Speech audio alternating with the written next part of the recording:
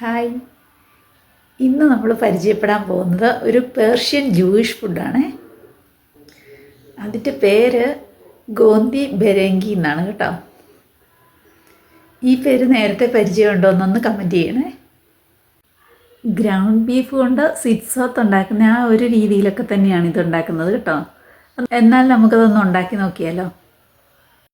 സെലറിയുടെ 2 stem എടുത്തിട്ടുണ്ട്, കുറച്ച് പാഴ്സ്ലിയും കുറച്ച് കൊറിയാണ്ടർ ലീവ്സും, 1 കിലോ ഗ്രൗണ്ട് ബീഫ്, 2 ക്യാരറ്റ്, ഇത് ക്രഷ് ചെയ്തെടുത്ത ഡ്രൈഡ് ലെമണാണ്, കുറച്ച് ഗ്രീൻ പീസ്. സെലറി ഇതുപോലെ തീരെ പൊടിയായി കട്ട് ചെയ്തെടുക്കണേ. ഇതിനോട് കൂടി ഗ്രീൻ പീസും കൂടി ഇട്ട് മാറ്റി വെക്കാം. 3 വൈറ്റ് ഒണിയനും കൂടെ എടുക്കുന്നുണ്ട് കേട്ടോ. ഒണിയനെല്ലാം ചെറുതായി ഒന്ന് ഗ്രൈൻഡ് ചെയ്ത് വെക്കാം. ഇനി നമുക്ക് ഗ്രൗണ്ട് ബീഫും ഗ്രൈൻഡ് ചെയ്ത് വെച്ച ഒണിയനും ആവശ്യത്തിന് ഉപ്പും ചേർത്ത് 2-3 തവണയായി ഇതൊന്ന് അരച്ചെടുക്കാം. ഇനി അതിലേക്ക് ചെറുതായി അരിഞ്ഞു വെച്ച പാഴ്സ്ലിയും കൊറിയാണ്ടർ ലീഫും 2-3 ടേബിൾ സ്പൂൺ ചെറിയ അരിയും ചേർത്ത് നന്നായിട്ടൊന്ന് മിക്സ് ചെയ്യാം. ഇനി അതിലേക്ക് 2 ടേബിൾ സ്പൂൺ ഒലിവ് ഓയിലും ചേർത്ത് നന്നായി വീണ്ടും മിക്സ് ചെയ്തെടുക്കാം. ഇനി ഒരു പാനിൽ എണ്ണ ഒഴിച്ച് ചൂടാകുമ്പോൾ ചെറുതായി അരിഞ്ഞു വെച്ച ഒണിയൻ ചേർത്ത് കൊടുക്കാം. അതിലേക്ക് 1/2 ടീസ്പൂൺ റെഡ് ചില്ലി പൗഡറും 1/4 ടീസ്പൂൺ മഞ്ഞൾപ്പൊടിയും കുറച്ച് മാത്രം ഉപ്പും ചേർത്ത് കൊടുക്കാം.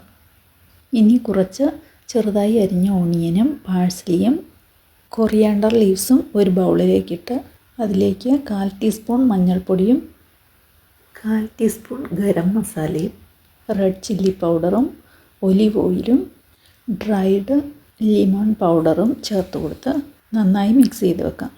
ഒണിയൻ ചെറുതായി ഒന്ന് ബ്രൗൺ കളറായി വരുമ്പോൾ 200 ഗ്രാം ടൊമാറ്റോ സോസും 50 ഗ്രാം ടൊമാറ്റോ പേസ്റ്റും ചേർത്ത് കൊടുക്കാം. ഇനി ഗ്രൗണ്ട് ബീഫ് മിക്സ് ഇതുപോലെ വലിയ ബോളുകളായി മാറ്റി വെക്കാം. ഇനി ഓരോ ബോളിലേക്കും ഇതുപോലെ ആ മിക്സ് ഫില്ല് ചെയ്ത് കൊടുക്കാം. ഇതിങ്ങനെ ഉരുളകളാക്കുമ്പോൾ കയ്യിൽ ഇങ്ങനെ പറ്റിപ്പിടിക്കാതിരിക്കാൻ കൈ ഇടയ്ക്കൊന്ന് വെള്ളത്തിൽ മുക്കിയാൽ മതിയാകും കേട്ടോ. ഓരോ ബോളുകളിലും ഇങ്ങനെ ഫില്ല് ചെയ്ത് കൊടുത്തിട്ട് അത് നന്നായിട്ട് ക്ലോസ് ചെയ്യണം കേട്ടോ. വിശേഷ ദിവസങ്ങളിലൊക്കെ ഉണ്ടാക്കുന്ന ഒരു സ്പെഷ്യൽ ഫുഡാണ് കേട്ടോ ഗോന്തി ബെരേങ്കി. പേർഷ്യൻ ജൂയിഷിൻ്റെ ഫുഡുകളിലൊക്കെ മിക്കവാറും സ്പൈസസ് ഒക്കെ ചേർന്നതാണ് കേട്ടോ. ഗ്രേവിയൊക്കെ നന്നായി തിളച്ച് വരുമ്പോൾ നമുക്ക് ഇതുപോലെ ഫില്ല് ചെയ്ത് വെച്ച ബോൾസ് ഓരോന്നായി ചേർത്ത് കൊടുക്കാം.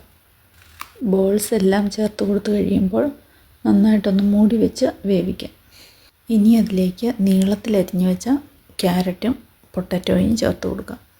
അവസാനമായി ഗ്രീൻ പീസും സെലറിയും ചേർത്ത് കൊടുക്കാം. 1-2 ഡ്രൈഡ് ലെമൺ